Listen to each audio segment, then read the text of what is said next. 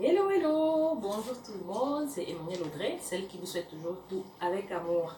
Pour commencer, je vous dis d'abord infiniment merci parce que vous permettez à Dieu de disposer vos cœurs pour comprendre ce que je vous dis dans mes messages. Vraiment merci, ce que je fais, c'est pas pour moi. Oh, je reconnais que je suis une lumière, c'est pas de la prétention. Je suis la lumière du monde, mais la lumière ne s'éclaire pas elle-même. Elle est là pour éclairer le monde de la même façon que c'est vous qui m'éclairez. Alors je vous dis merci d'être des lumières et je vous dis merci de recevoir ma lumière aussi, de vous laisser toucher par les messages que je vous envoie par ce temps de crise. Alors, comme j'avais promis, aujourd'hui je vais vous faire le lien. Je vais vous expliquer comment est-ce que Dieu nous rappelle à l'ordre à travers la crise actuelle qui commence par Corona et qui va se suivre avec d'autres événements. Alors, Corona, c'est quoi? C'est une maladie, n'est-ce pas? Une maladie, c'est quoi? Une maladie, c'est une pathologie. Une pathologie, c'est le résultat d'un désordre. Vous comprenez?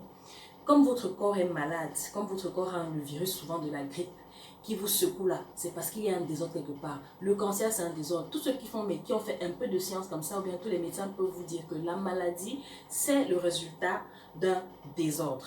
Et vous voyez, nous, le monde, nous les êtres humains, nous sommes un corps. Sur Terre, nous sommes un gros corps, un gros organisme, vous voyez.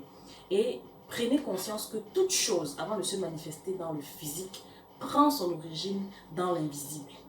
Vous êtes quitté de quelque part pour venir sur Terre. Vous n'existiez pas. Il a fallu que votre mère tombe enceinte, qu'une énergie qu'on ne comprend pas, donc Dieu, se manifeste en elle et prenne corps et que à travers le travail de la femme enceinte, elle vous enlève d'un endroit où elle ne vous voyait pas pour qu'on vous voit. Et c'est comme ça que toute chose est. Ça part de l'invisible pour le visible, même la maladie part de l'invisible pour le visible. Comme je vous ai dit, on est un corps, depuis que Jésus nous a sauvés à la croix, nous sommes le corps du Christ. Tous, tous, nous sommes le corps du Christ. Si vous voulez, nous sommes le corps de Dieu. Pour ceux qui ne sont pas chrétiens, enfin, qui ne comprennent pas la dimension du Christ, du moins pas encore, mais que ça ne percute pas. Nous sommes le corps de Dieu. Et donc, quand il y a le désordre dans un corps, on tombe malade. C'est pour ça qu'il y a des catastrophes, parce que le corps de Dieu est malade. Et le désordre vient de nous, parce qu'on fait trop de désordre. Et Corona, donc, c'est une manifestation de ce désordre, c'est une manifestation de la maladie physique. Le corps physique de Dieu est en train de tomber malade. Et donc, comme l'amour ce n'est pas un sentiment, ce n'est pas juste un sentiment. L'amour c'est un pouvoir, c'est une force. C'est une force qui ordonne les choses, qui aime les choses bien faites. C'est pour ça que vous-même, en tant qu'être humain, quand vous faites bien les choses, on dit, vous avez fait cette chose avec amour.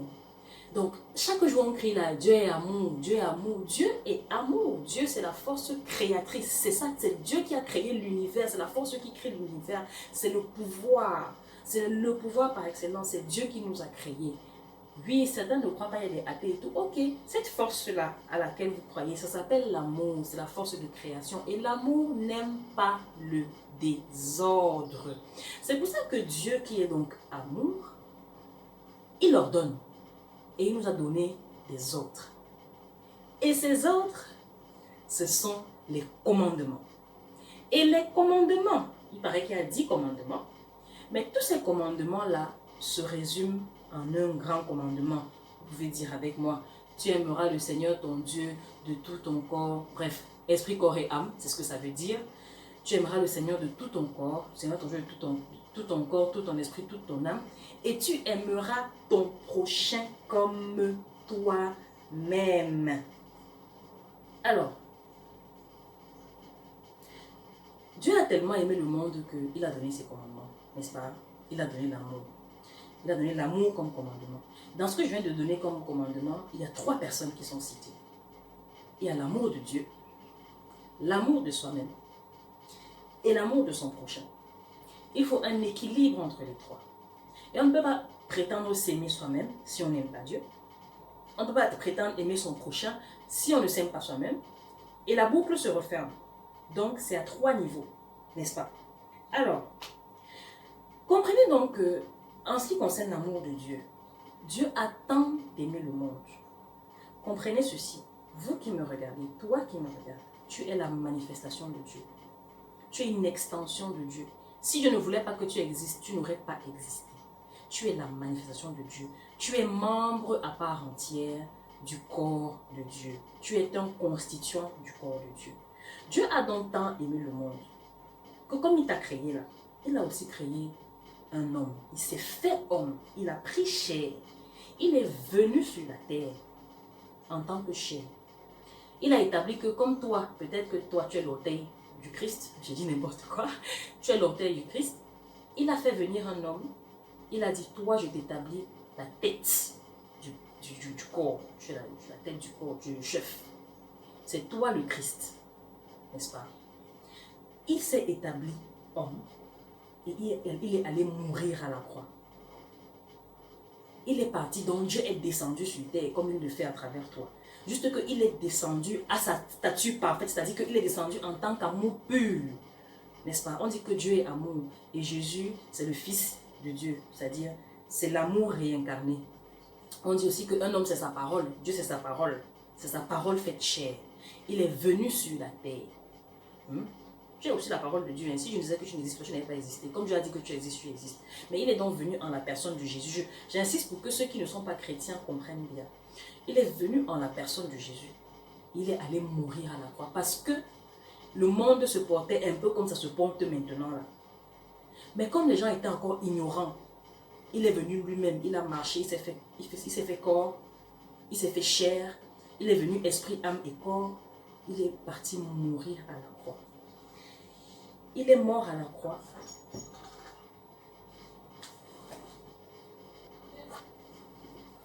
Ça a repris. Ok, j'avais été coupé. Il est mort à la croix pour que tu sois sanctifié. Comme on dit que tu es à l'image de Dieu, dès qu'il est mort là, tu as été sanctifié. On a été sanctifié. C'est-à-dire qu'on s'est remis, il a remis la pendule à zéro. Que tu es saint. Ne prenez pas le terme de façon mystérieuse. Quand quelqu'un est saint, ça veut dire qu'il est mis à part pour Dieu. La sanctification, c'est être mis à part pour Dieu. Donc Dieu est revenu. Il a vu que le monde allait trop mal. Comme maintenant là. Il a dit, mieux je meurs pour sauver tous mes enfants. Il meurt, bam! Et il nous remet tous à zéro. Même ADN, on est à l'image nette de Dieu, on est saint, on est pur, on est sans péché. Dieu ne connaît pas le péché. Comme toi tu es là, je te dis, même si tu as fait quoi, Dieu quand il te voit, tu es saint, tu es sans péché, tu es à son image. Et donc, quand il vous fait à son image comme ça, il vous dit que si vous voulez rester saint, comme vous êtes là, si vous voulez rester pur à mon image, la seule condition, c'est de respecter mes commandements. C'est de respecter mon ordre, qui est de m'aimer. Et comme tu m'aimes, tu vas t'aimer. Et comme tu vas t'aimer, tu sauras aimer ton prochain. On est en train d'avancer. C'est pour ça que dans 1 Jean 5, verset 3, est-ce que je peux lire? Si vous pouvez, vous lisez. Je n'ai pas envie que la vidéo soit trop longue. Sinon, si c'est long, on va couper. Dans 1 Jean 5, verset 3. 1 Jean 5, viens vite, viens vite. Dans 1 Jean 5, verset 3, on dit quoi? Car l'amour de Dieu consiste à garder ses commandements. Et ses commandements ne sont pas pénibles.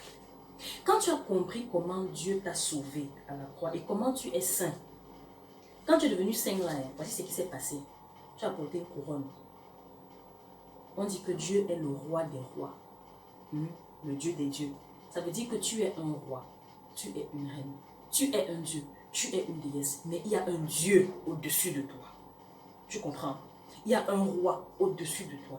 Mais tu es à la même statue normalement quand tu as ton état de saint. Tu as la même statue que lui. Ça veut dire que tu es pur.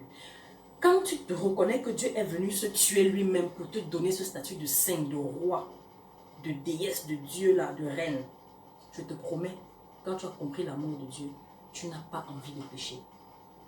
C'est pour ça que quand le verset dit que les commandements de Dieu ne sont pas difficiles à suivre, c'est vrai. Parce que quand tu as compris l'amour de Dieu pour toi, toi-même tu t'aimes. Parce que tu te sens. Quand tu portes la couronne, tu te sens. Tu dis, mais je suis une reine, je suis un roi, je suis une déesse, je suis un dieu. Est-ce que j'ai besoin de mentir même? Est-ce que j'ai besoin de voler même? Est-ce que j'ai besoin de forniquer même? Est-ce que j'ai besoin de me salir même? Quand quelqu'un t'énerve même, tu le regardes. Tu dis, est-ce qu'un Dieu s'énerve même? Ouais. même pas envie de trafiquer les médicaments pour gagner l'argent, mon frère. Tu n'as même pas envie de trafiquer les vaccins des enfants pour qu'on te glorifie, mon frère. Pour tenir le monde dans tes mains, mon frère. Tu n'as même pas envie d'être une puissance qui écrase les autres. Parce que tu es trop beau pour ça. Tu es trop élevé pour ça. Et je suis partie sur les longs trucs. Tu n'as même pas envie de... Tu as un pouvoir, tu as un potentiel qui t'a été donné une job. Mais tu décides de partir te tuer au travail parce que quand on va te donner ton salaire, tu iras snobber les gens. Tu vas dire que moi je. Est-ce que tu as besoin de ça quand tu sais ce que tu vaux, quand tu sais que tu portes une couronne sur ta tête? Tu n'as pas le temps. Il dit que tu n'as même pas envie de pécher, donc les commandements de Dieu deviennent simples à suivre. La parole de Dieu est claire dessus. Les commandements de Dieu